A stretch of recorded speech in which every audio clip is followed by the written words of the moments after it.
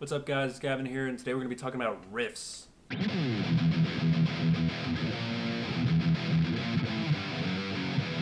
In particular, I'm going to be talking about a lot of metal riffs, but this is really applicable to all sorts of riffs, whether it's rock, blues, really anything that's a repeated idea throughout a composition that tends to be individual notes or power chords, something like that. So one thing that people don't realize a lot of the time is that you need to have a decent riff vocabulary no matter what style you're playing. And I don't mean to use it directly in any sort of situation where, it's uncalled for, but the dexterity and the general feel of comfortability that comes from knowing a lot of riffs all up and down the fretboard, it will give you a lot more access and train your hands on how to do really complex maneuvers and really start to give you an idea of how a lot of things are put together, whether it's other riffs, song progressions, solos, chord shapes, scale shapes, stuff like that. So one of the biggest things we can learn from riffs is rhythm.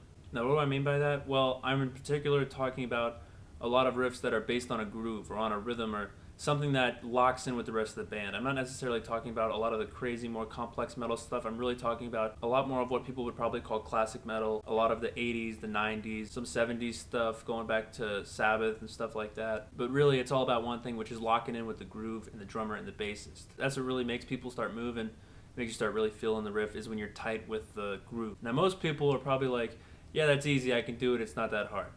That's great, but can you do it perfectly every single time, all the time? I try to learn everything by ear if I can, and because of this, I have some experience learning riffs that really challenge me rhythmically. And what this forces you to do is you'll listen to something a few times, you'll start to figure out what's going on. What this trains you to do is you're listening for rhythmic accuracy as well as accents and legatos, while at the same time trying to find the notes that you're using. It can put a lot of stress on your brain when you're first trying to figure out how to learn riffs by ear, but it is definitely worth it and something you should definitely look into. Now, what's an example of something locking in? A lot of the heavier bands that came out of the 90s were very, very groove-centered and very, very rhythmically centered. We look at bands like Pantera, like Alice in Chains, and especially guys like Metallica. Once we saw groove metal and thrash metal, we started getting a lot more rhythmically based things breaking into the mainstream.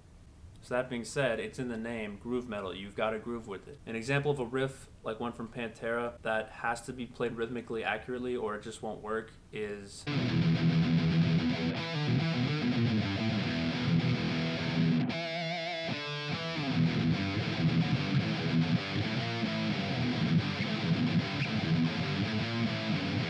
And that was part of Revolution Is My Name. That's a Pantera song. We've also got stuff that's more rhythmically challenging. A lot of Megadeth and some Metallica and things of that nature, more of that really intense thrash metal, tend to have really odd time changes and really odd signatures. So here's an excerpt from Lucretia, which is off of Rust in Peace, a great Megadeth record. And it's got kind of this weird jump. So here's what that sounds like.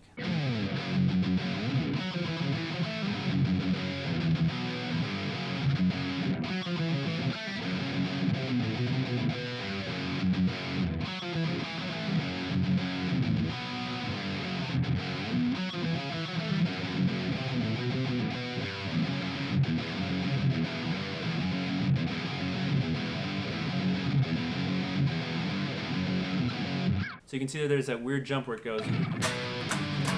And being exposed to things like that is going to force you to really stop thinking about things in your mind and start feeling them in your body. And that's what's going to really make you a great rhythm player and also just expand what you're able to do with the instrument, because you're not thinking about, oh, let me place this here, let me move this here, let me move this around. You're just feeling what comes to you. And that is a really important skill to have. Whether you're playing jazz, whether you're playing blues, whether you're playing metal, whether you're playing rock, whether you're playing country, whether you're playing folk, it's really important to be able to feel where you can push and pull things to really get an interesting sound out of what would otherwise sometimes be kind of more standard, straightforward riffs and progressions and licks. So another thing that comes out of a lot of these riffs is extreme dexterity. Now, some of them are really weird. Some of them are just really hard. That's a good thing.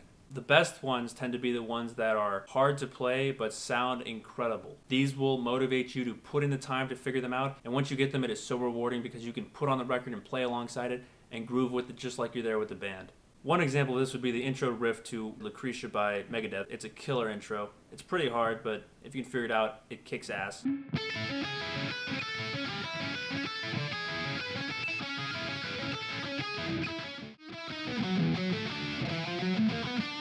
So that's really challenging, but it works your hands. It's really weird shapes. It's really weird chords that you're playing over, the way that Marty Friedman is voicing them and turning them into riffs. So it's really fast, it's really hard, and it really forces you to work on both your picking hand and your fretting hand. But once you get it going, it just grooves. And part of that is because the drum parts behind it are just incredible. But that's the point, is that you're locking in with the other parts of the band. So the last thing I want to talk about is getting comfortable with the fretboard while you're playing these riffs. And you'll start to realize, especially because riffs tend to be so much more drawn out and so pulled apart, that you can really hear every note ring in them, and it starts to train you to learn, okay, if I play this interval in this scale over this chord, it sounds like this. And a perfect way to understand that is to start listening to a lot of the Alice in Chains stuff, or even some more of the Pantera stuff, because those are guys who really like to sit on these really uneasy notes, build a lot of tension into the riff and the progression, and it starts to sound really, really heavy, and there's a lot of a grind going on between what's happening in the rest of the band and the riff. So things like that will train you what notes to aim for to get really dark sounds. But it's also applicable in other situations when you look at stuff like the blues, and when you look at stuff like jazz. It's teaching you what notes you can aim for to change the harmonic structure of whatever you're doing, or to just accent one part of it. It doesn't have to always be focusing on these notes.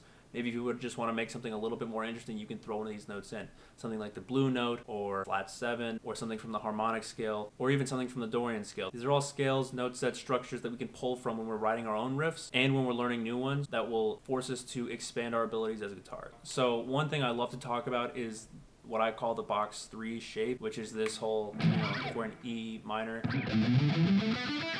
that kind of pentatonic shape, which is basically just a mirrored image on the first 3. And because that mirrored image is there, a lot of great riffs come out of that area. One that immediately comes to mind, it's not really metal, but a great riff is Just Got Paid by ZZ Top. It's pretty much just in that box with a few open strings. That's what makes it really interesting. It's really just in that box with 1 or 2 open strings. It sounds like this.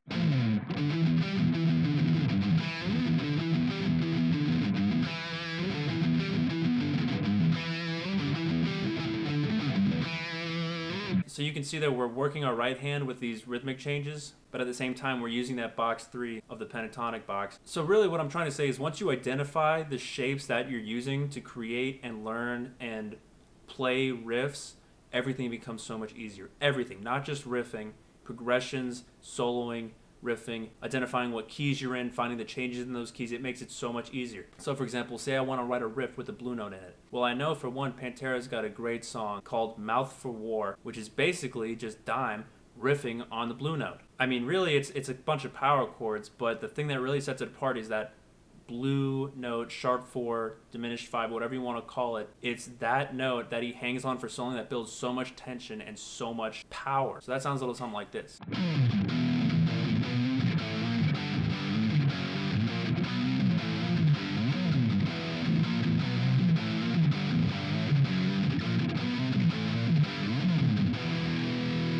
So in that riff, here's the blue note.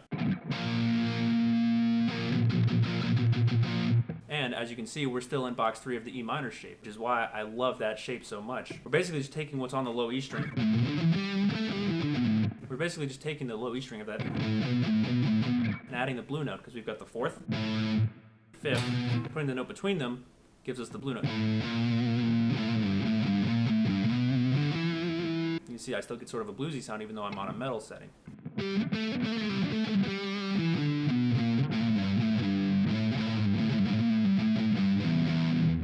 So that's a really easy thing you can pick up from riffs like that. So yeah, those are just some quick things you can learn from looking at riffs, from trying to learn more of riffs by ear. You'll learn a lot more rhythmic variation. You'll learn a lot more of the notes and shapes that you're going to use when you're writing riffs, and you will start to really build some dexterity in your hands. And of course, it's just cool to just riff out sometimes, you know. No matter what kind of day you had, you can always just come home, put on something brutal, and just have a good time.